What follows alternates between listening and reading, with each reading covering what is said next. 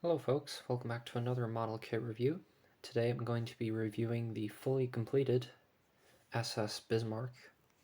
I've already done an in-box review of this kit a few weeks ago now. The kit took me a while to make, so originally I had ordered the kit and I had started construction, but unfortunately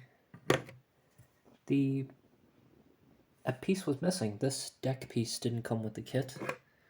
So I had to wait a little while. And luckily I got in contact with the seller, and of course they sent me out a replacement. It's good I got a replacement, but you know, that's the second time that's after happening now with an Airfix model kit.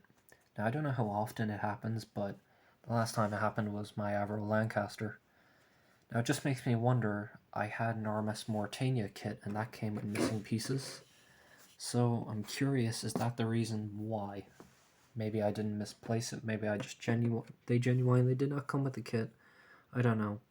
But anyway, onto the actual finished model. So I don't really know how to review this kit, honestly, because the builds. Okay, it's just a vintage classic kit, right? The molding or the tooling, I think, is from 1964. So I don't know. I don't know how to really.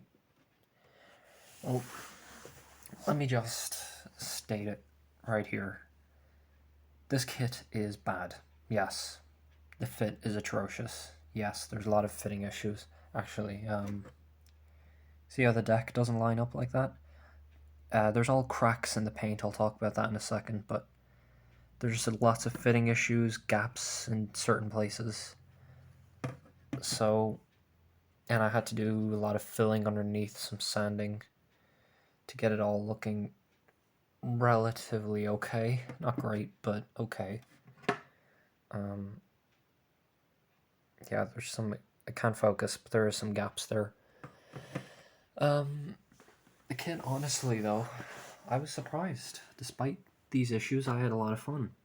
I'm sure if you're an older modeler, this would be this kit's going to be a lot of fun to build. So, a bit of nostalgia as well. And I'll be reviewing HMS Hood as well, because that also is part of the sort of vintage classic battleship collection by Airfix. So, from a modern standpoint, the kit is bad. From a kit from the 60s, well, 1964, you can't really complain, can you? I mean, generally when you're buying this kit, you know what you're getting. You know the fit's going to be bad, so there's no really complaining there.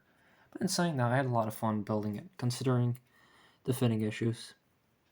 I used full enamel paint with some bits of acrylic paint here and there. The kit does not come with decals. Now, concerning the paint, I had actually painted it with enamel, and I don't know what happened, but it's all chipping and cracking there. I had to do some touch-ups, but basically when I went to spray gloss varnish, I put way too much on it and it all just cracked and broke. So yeah, and it was artist's gloss as well, not the Airfix brand or anything, or the Tamiya brand. Well, we're still learning here, but I think concerning that, I mean, it's a 1 to 600 scale ship. Like, if I put my hand next to it there, generally speaking, it's going to be sitting up on a shelf. If you're sitting this far away, you're not going to see that. You're not going to see any of the imperfections. The stands it comes with are a bit weird. They're a bit wonky.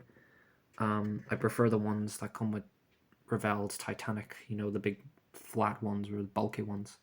Because I don't know, these just feel a bit flimsy, but, Flash-wise, well, yes, the flash.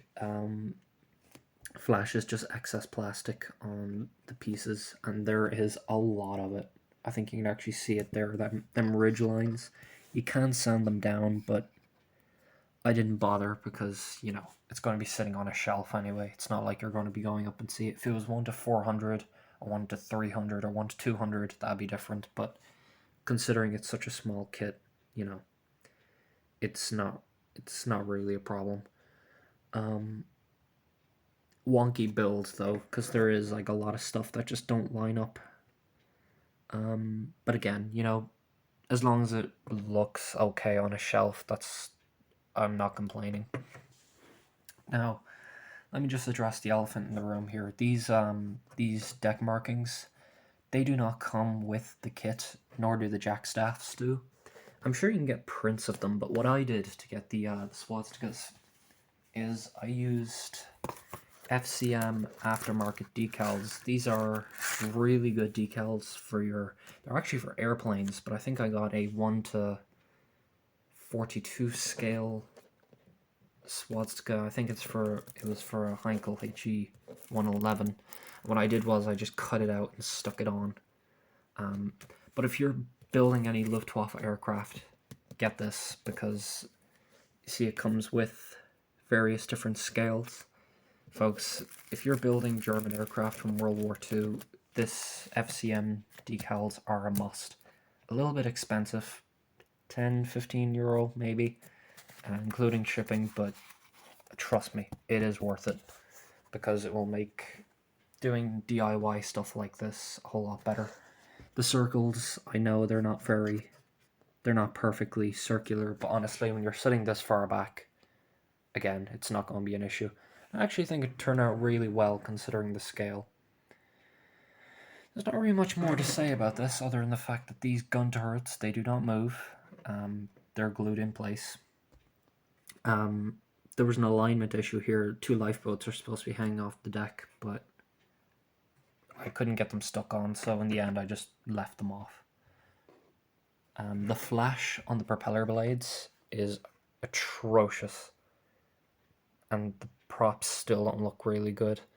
Again, though, from a distance, it's not a problem, but you know. I think this kit was really good, considering its age, considering the molding, or tooling, whatever you want to call it. I think it was really good. I had a lot of fun building this kit over the course of the 2 to 3 weeks. I know I had some waiting times because I couldn't continue without this deck piece. It was actually this giant deck piece that's on here that was missing in the box, so I just built everything else, and then once the piece came, I just quickly painted it and put everything on, and the kit was finished. Alright folks, hopefully you enjoyed this small little kit review. Haven't done many model kit reviews in a while, to be honest, because I'm just kind of branching out my channel now, sort of in between reviews, because you know, kits are expensive. But I still enjoy this hobby, and it's not going anywhere.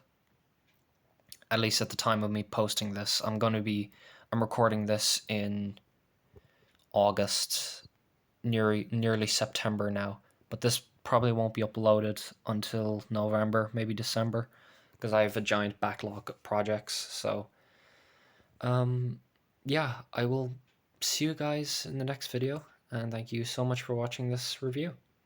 Take care and goodbye.